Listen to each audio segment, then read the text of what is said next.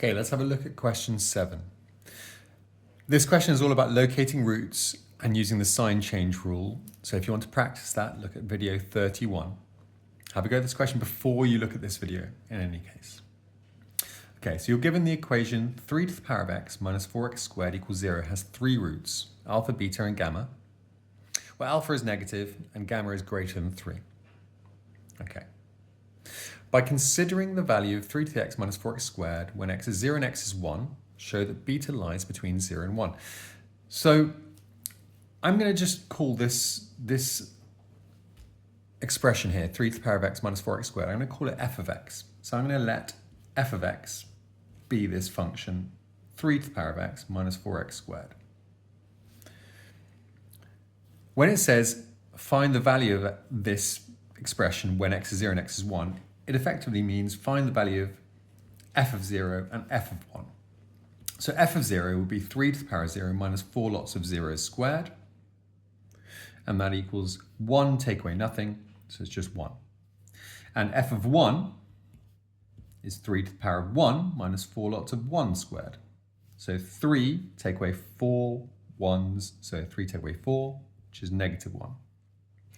So this output is positive, this output is negative, which indicates to us, so if we drew the graph of this function, then at 0, when x is 0, y was 1, and when x was 1, y was negative 1.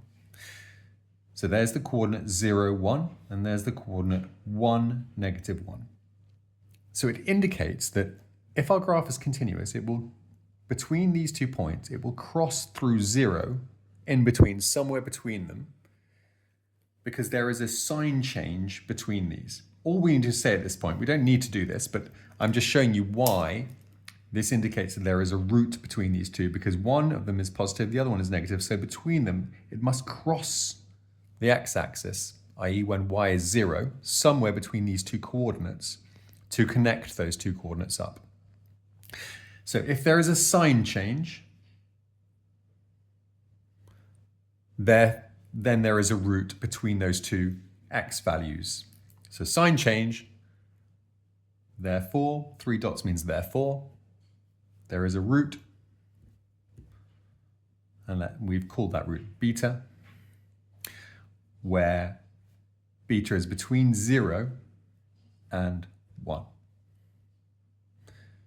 Okay, so that's question part A done. All you need to do is substitute those two values in and show there is a sign change. In fact, the mark scheme just says, get those two numbers, you get 1 mark, and then state sign change, and you get the 2nd mark. You don't need to have this conclusion, although I think that conclusion is a nice addition at the end. Part B, by considering appropriate values of x, determine the value of beta correct to 1 decimal place. So we want to isolate more exactly the value of beta. So what we're going to do is we're going to use the sign change rule again, but we're going to try and isolate it between closer and closer values. Here we've got a whole range of 1 unit between 0 and 1 where beta is somewhere in that region. So let's try and isolate it between 2 1 decimal place numbers and then try and see which of those two it is closer to. Okay, so I'm going to use, firstly I'm going to try f of 0. Sorry, I've done f of 0, I mean f of 0.5. So right in the middle between 0 and 1, I'm going to try f of 0.5 and see what I get. And if I substitute that in, I'm going to do 3 to the power of 0.5 minus 4 lots of 0.5 squared. I get 0.732 ... which is positive. So I'm going to keep going. So it's not between 0 and 0.5 because 0 was 1, 0.5 is still positive. I need to go to a point where it becomes negative. So I'm going to try f of 0.6. f of 0.6, if I substitute it in, get 0.493 ... f of 0.7. If I substitute it into my calculator, I get 0.197, still positive.